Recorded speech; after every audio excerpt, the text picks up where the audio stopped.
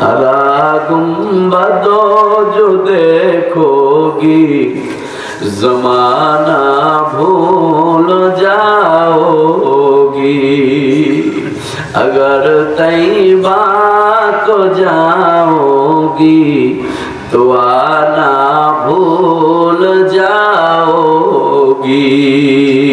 ना इतना हो ज़्यादा चाँद तारो अपनी रंगत पर, मेरे आका को देखोगी चमकना भूल जाओगी।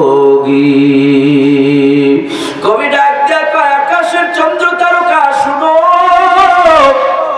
আমার নবীর সৌন্দর্যের সামনে যদি তোমাদের আলোটাকে ধরা হয়, আমার নবীর সৌন্দর্যের সামনে তোমাদের চাঁদ আর সূর্যের আলো এক নিমিষে বিলীন হয়ে যাবে। আল্লাহু আকবার।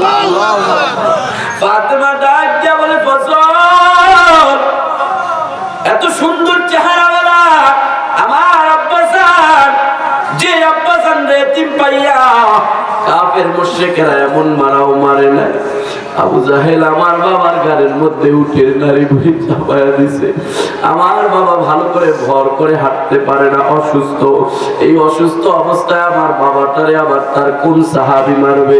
আমি ফাতেমা সহ্য করতে পারবো না। ও ফজল, না না না, এটা হতে পারে না। এতিম বাবারে ওরা মারবে, আমি কেমনে সহ্য করব?